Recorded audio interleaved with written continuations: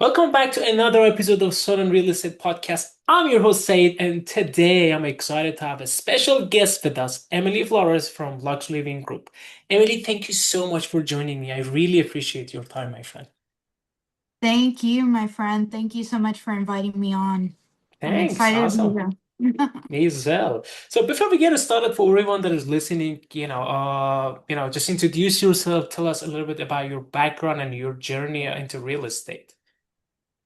So, I've been in the real estate industry since I was 16 years old. Mhm. Long time, I'm 32 now. So, many years in the industry. My mom, who is my broker, B. Flores, she's been in the industry for 20, I want to say 28 years, I believe. Um, and, Mhm. you know, with my journey, I kind of started as anybody does in the traditional side of business, mainly doing referrals, things like that. Then I was introduced into the investment side as well as land development. And that's really been my niche. Mhm. Awesome. That's actually So, great. yeah, That I mean, especially right now, in this market, I mean, investments is really taken off. And I mean, when they say, try to learn your niche and find your niche in real estate, that's when I finally was stopping to try to do everything and then I yeah. focused what I was really good at. That's what I found, and it's really worked wonders for me and my That's business. great. That's great. So before becoming a real estate professional, what was your background? So I was actually in like more like techie kind of job field. So I did a lot of uh like IT stuff for websites, things like that. And then I also was a freelance videographer. I mean, I've done it Awesome. all. I've like had like so many different lives at this point. So yeah, I did a lot of odd jobs Awesome. just to get going. Awesome. I love it. I love it actually. That shows kind of that how you are growing. But let us know about Lux Living Group as well, that brand identity as well. Tell us about Lux Living Group. What does the brand represent and what type of clients do you mainly serve? So Lux Living Group actually was started by my family. We had been to so many different brokerages. I mean, from Century 21 to Better Homes and Gardens, you name it, we were there pretty much. And then we decided to start our own real estate company. And so that was pretty much made at the kitchen table uh, with me, my mom, and my dad. And we were like, okay, we have an extra in-law suite, if you will, to make into a starter office. So literally, it was me, my mom, and my dad, and then a best friend of mine named Esteban that I had made from a prior brokerage, and we just stayed in that little little little office until we Yeah. finally grew into 32 agents. So it's been about 6 years now, 6 years of Lux Living Group Awesome. I love that. I being. love. Yeah, Yeah. that's a great kind of progress that you have had. But let us know about when somebody chooses to work with Lux Living Group and you specifically, what experience they can expect compared to working with another agent. Let them know like what kind of work do you do for them and all of it.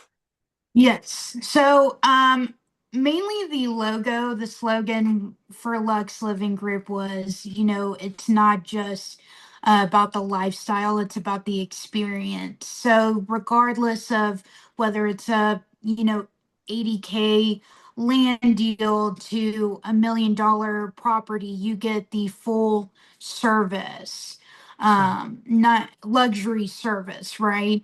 And we do a bit of everything. We do the commercial side to even land development, to as the newest thing is, creating mentorships for starter investors, that want to grow into a wreath and or into like a hedge fund business. Where to really invest your money in, especially in such like a volatile market that we're in now. So you get really a lot of hands-on mhm. um, experience. And I mean, we walk them through everything to the numbers, to construction, to everything. Even in personal deals, like a regular traditional side of real estate, we don't just focus on like, of course, the fixtures and things and like, oh, it's like it's newly remodeled. Like you're getting the hardcore numbers as well as we're going to negotiate the best deal possible. And we just make it very seamless because we already have vendors that we've worked with for decades now that do, if something needs to be fixed, like a roof or to save the deal, like some type of plumbing, we get it at discount price because we do so much work with these people that, if you went to like a local plumber, they're going to charge you high. Well, our vendors, they're trusted and well-named companies that they charge us half the cost Yeah, because we do such exactly. volume business. Hmm. Exactly, Emily. That's a good point actually, because you know how to do this and they're kind of your vendor. So very good point actually. I love that. Now let's talk about the market expertise that we have. Let's talk about your market. What area do you mainly focus on and what makes the market unique right now? Let us know about Houston market and all of it. So I am actually a little bit different. I do all of Texas. So Mm, I do Austin. I currently right now I have about 28 listings all over Texas as of right now in a total. My main bread and butter right now is Dallas market, which Dallas and Houston. I mean, I focus on Houston quite deal, but Dallas has been really mainly the more fast going market. hmm. Um, I would say for Houston, it's more been commercial. Commercial in Commercial. Houston is, I mean, it's really blown up. I mean, a lot of Mm, people don't think of it as such because you see so many, businesses kind of like needing to be leased out for the space. But I mean, when you're talking about flex warehouse industrial buildings, that has been the top thing to sell. And we actually have two under construction right in the Alvin area all the way to Freeport, and their mm, industrial warehouses where hmm. like you can put you can either do a mechanic shop, you can either have a like a popular thing is like selling mattress or like furniture, things like that. I Yeah. mean, it's in big demand. Yes, it is for sure, for sure. But give us an advice for buyers and sellers, for buyers who are nervous about entering the market today. What advice would you give them for sellers who, who are, they want to avoid some mistakes, let them know what they should do before selling their property. So, I'm going to start off with buyers first. For buyers that are nervous, I mean, it's a really great time right now. Majority of the listings are sitting at around 75 days, if not more. Um, I mean, I went to go show a bunch of properties out in Lake City, and each one has been sitting for like about 60 days. And so, I mean, you get a great deal, but the main thing to look at, besides remodel is, what maintenance items that you think you can deal with to take on, Mhm. right? Because a lot of investors are out here flipping, but you mainly want to look at have they tackled the foundation? Have they tackled the Exactly. roof? Things like that. Like those So are it's a the top buyer things. market. Oh, huge, huge buyer Yeah. market. I mean, there's no need to be nervous. You got to dip your toes in, work with somebody really good that can get a deal done, and then you're all for it. Now, for Awesome. sellers, and I hate to be so crass, but pretty much right now it's unless you're selling at a discounted price, you're not more than likely not going to get what you think you're gonna get Mm, for yeah. that Yeah. listing. I mean, I've had so many tell me, and I've had to walk away from about five listing appointments that are like, Mhm. hey, we want to price at this much. And I mean, like, it's crazy for the price per square foot, It is. especially with what's average selling in that neighborhood. We're just not in COVID anymore, so Exactly. that time has passed. So, COVID like, was an I exception, totally an exception, a totally different market.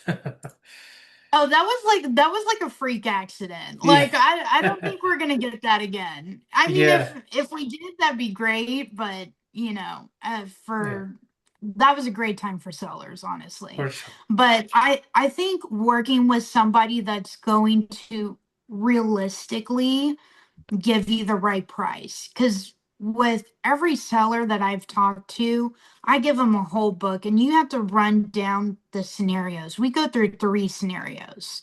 Okay. Hmm. So, what everything is going to cost at the end, you know, this is where we're more than likely going to sell at. If we sell at this is great, but this is the realistic. And then when we get to the price drops, because there is going to be price drops. I Yeah, had somebody the other day that was like, I shouldn't have to price drop, like not even once. And I'm like, well, I'm sorry. This is not the market for you. That's just yeah, not what we're looking at. exactly. Um, so, keeping them realistic because we're in such a time now that we just don't know where the market's going to take us. For You sure. know, For sure. Yes, that's I hate important. to Cool. be so grim, but if No, it is a fact. it's honestly, I tell people, unless you really have to sell and move, by all means do it. But if not, then put it for a listing. I mean, it's a great rental market right now.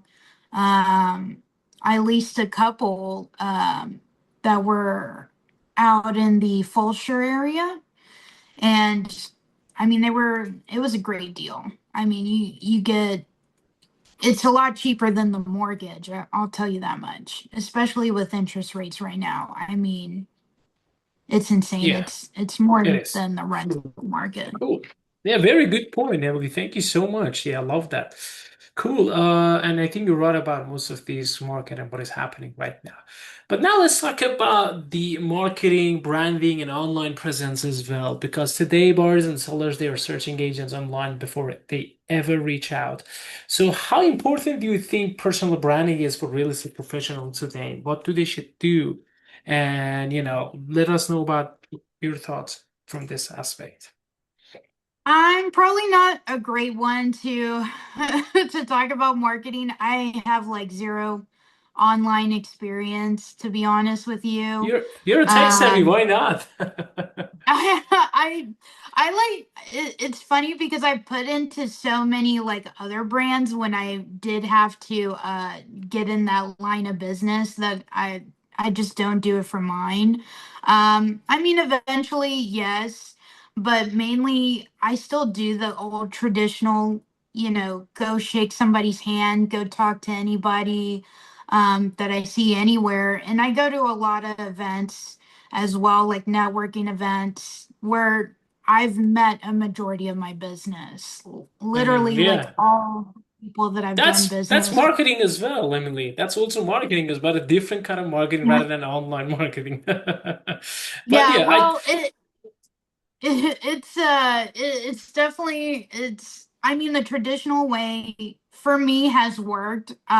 Everybody's different, whatever works for you, and that stick with what works for you. And like for me, I just have such a different personality that like networking that way at events just works. And then most of for sure. these guys that I literally we either go play golf or I take their wives to play pickleball. So That's a fantastic marketing, Emily.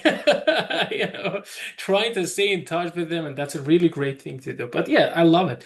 But let us know about climbing because you have all of these networking and talking with people. Share with us a memorable client story that really represent what you love and what you do, and let us know about that part as well. this one was for an institutional client. And we do a lot of business together. Um, so I guess something memorable was whenever we did their first flip.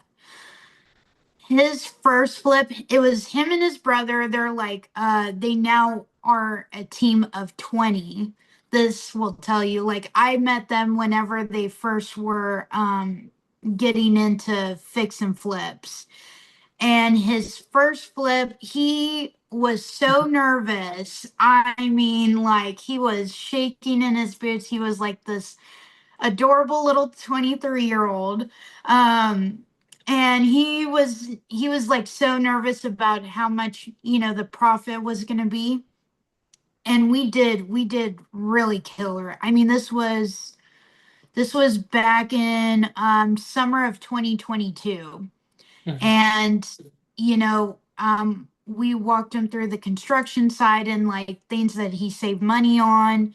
And his his house ended up selling higher than average price per square foot in that neighborhood, and it was in Mhm. Pearland. We had I want to say four offers on it, so it was like multiple offer situation. And yeah, and like the buyers were super great to work with. The buyer's agent named Lindsay, oh my god, she was amazing too. I love her. I still Mhm. talk to her to this day. But yeah, so I mean it was the best. And then it just got easy from then on because he knew not to spend money on stupid remodel ideas that he had in his head that would have cost him more down in the Mhm. long run. And then Very good when, at I love yeah. that. I love that actually success. So that was pretty inspiring, honestly. Cool. I love it. Now, looking at the future, you know, what are the biggest goals for you in the next few years? Let us know about it. Well, definitely. I mean, of course, I'm slowly taking on Texas. I already have Austin and Dallas, hopefully San Antonio at some point.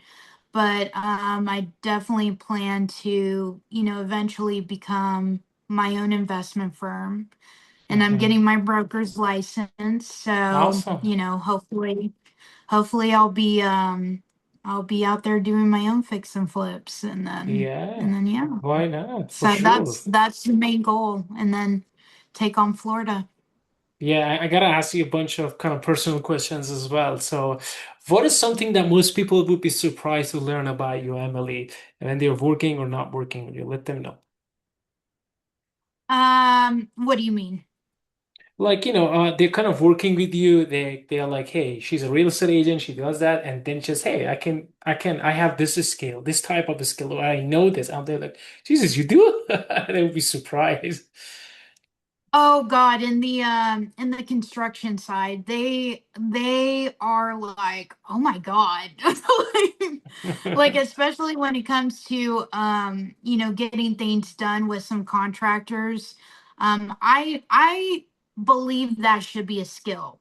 Dealing with contractors. That Dealing should with become like a number one skill at this yeah. point. Yeah. Because you are running rampant. Like you're having to talk to this and this person and then like fall under these deadlines and it's just crazy. And then you have to constantly be in bidding wars all the time.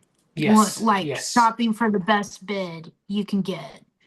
So Cool. yeah, that should be a skill. But yeah, pretty much they're like, God, you're so sweet in person, and then we see you like talking on the phone with these guys, and we're like, oh my God. Yeah, I think that's it. That's actually that's a negotiation skill that you have, Emily. Yeah, that's a pretty wonderful thing. Cool. I think that's the Awesome. Greek side of me. Yeah, I love that. I love that, Emily. So, Emily, if you wanted to travel back in time and tell an advice to your younger self when she was trying to start real estate for the first time ever, what you were going to tell her? Definitely get into my niche a lot sooner. Focus on your niche. Stop doing what everybody else is doing that you see online. Focus on your niche. Get out there and network. Um, and then focus on what you're good at. And then go from there. Yeah, that's a very nice advice for the agents that are kind of listening right now to this. That's great. Cool. So, ladies and gentlemen, if you are in Austin, Dallas, Houston, or Texas market looking to contact a real estate agent, I think Emily Flores should be number one. So, how they can contact you, Emily? Let them know. They can contact me either my phone. I do also have Instagram. I'm not very active on it, but you can check me out on Instagram. Um, my Instagram is Flory Realty, and my Mhm. phone number is 832-455-1044. Awesome. I love it. Thank you so much, Emily. So thank you again, Emily, for joining us today. Hey, before kind of saying the goodbye, any last thing that you want to mention or say, the stage is all yours. Let them know. Definitely, if you're a brand new agent, and this is advice to all the new agents because there's so many coming into the market now, get yourself a really good broker that will walk you through contracts because we're sorry, No had worries. a call come. Sorry. No worries. Um, you know, get yourself a really good broker that will walk you through the contracts because contracts are like ever changing. And that can make or break your deal. And really understand the contracts and have them walk you through every transaction. And I we also provide that at Lux Living Group. So whether you're in Austin, Houston, San Antonio, Dallas, come Yeah, for check us out. sure. So, Emily, I really appreciate you sharing your story, your experience, and your perspective on real estate industry. And again, anybody that you're in this market, make sure to contact Emily. Thank you so much again, my friend, and it was really a pleasure to talking to you and having you on this episode. Thank you so much. Have a good one.